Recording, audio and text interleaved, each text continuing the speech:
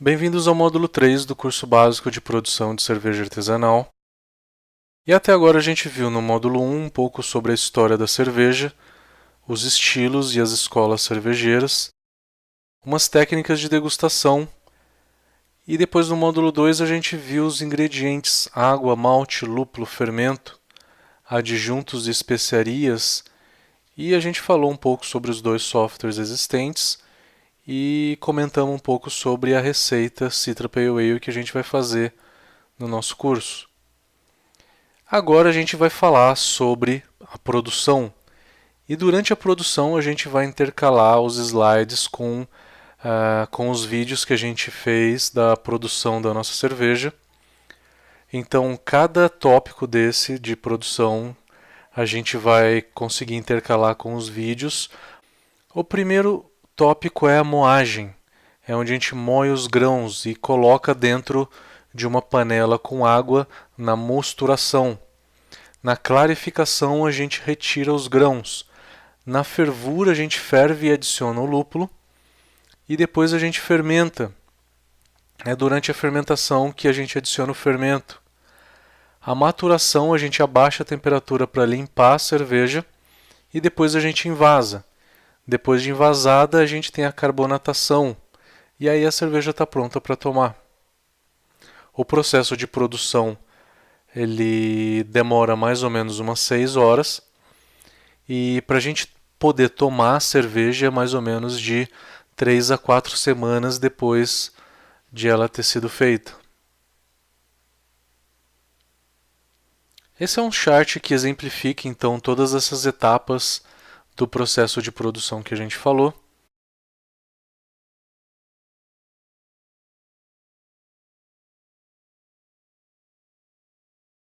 O principal motivo da moagem é a gente poder extrair e liberar as substâncias que estão dentro do grão.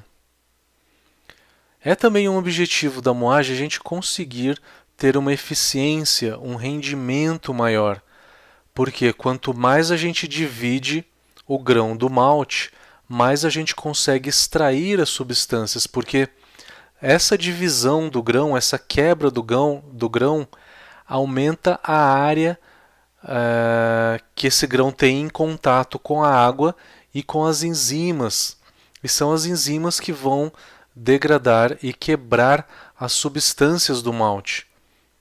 Então, um dos objetivos da moagem vai ser quebrar para aumentar a área em contato com as enzimas para poder extrair mais substâncias do malte.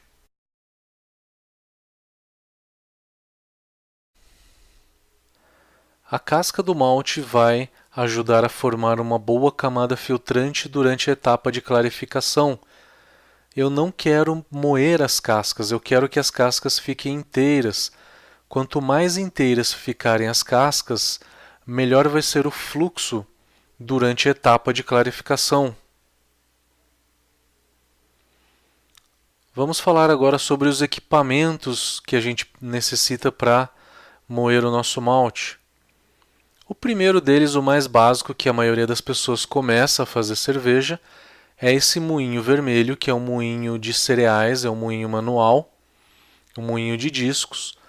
Então esse é um moinho que ele demora um pouco para moer os grãos. A gente consegue moer os 5,5 kg que a gente vai utilizar na receita de hoje em aproximadamente 40 a 50 minutos. É passível de automação. Então eu posso colocar um motor ou eu posso adaptar uma furadeira no moinho. Eu necessito de uma balança e de uma jarra para poder medir, pesar todos os grãos que eu vou utilizar. Uma opção seria esse moinho de discos automatizado. Ele é um moinho que tem a capacidade de moer 30 kg por hora. Ele tem uma moagem boa, ele é um equipamento muito interessante. O melhor moinho de todos, ele é o moinho de rolos. Então, por que o rolo? Porque a gente precisa preservar a casca e esmagar o endosperma.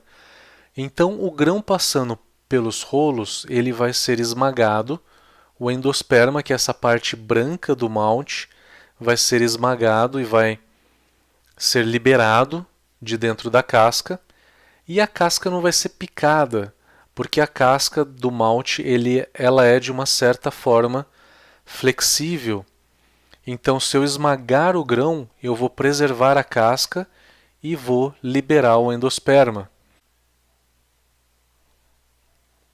Quais são os tipos de moagem? Então, se eu moer muito fino, quanto mais eu quebrar o grão, mais eu tenho uma eficiência da minha moagem, maior o meu rendimento, mas vai começar a entupir a minha clarificação, porque quanto mais fino eu tenho a minha moagem, eu vou começar a quebrar as cascas, e quebrando as cascas, eu vou começar a ter um fluxo muito baixo durante a etapa de clarificação. Se eu fizer uma moagem grossa, é justamente o inverso. Eu tenho um menor rendimento e tenho uma maior clarificação. Então, qual que seria a moagem ideal? Seria uma moagem que ficaria no meio termo, entre a fina e a grossa.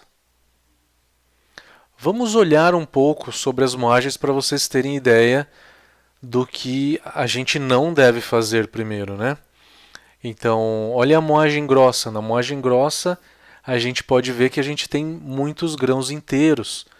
Se a gente tem grão inteiro na moagem, isso é um sinal de que a gente não está tendo uma moagem ideal. Se a moagem está muito fina, tem muito farelo, tem muito pó, como vocês podem ver na foto da direita, já é uma moagem também que não é ideal, porque ela vai entupir a clarificação. Vamos ver então a moagem ideal.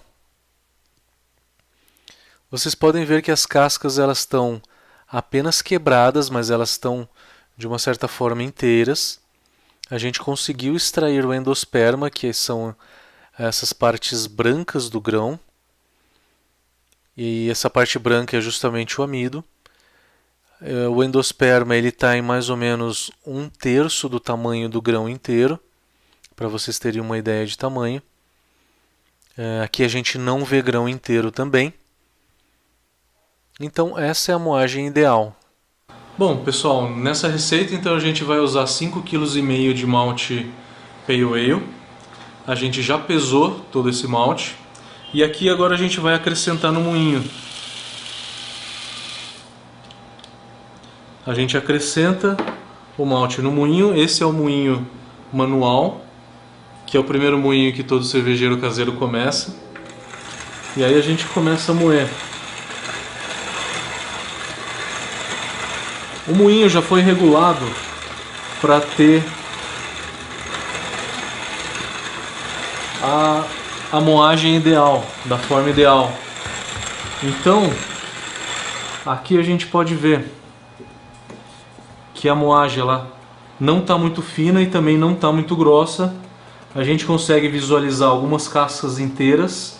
Essas cascas vão facilitar a nossa clarificação. E a gente tem o endosperma, que é essa parte branca do grão, bem triturada.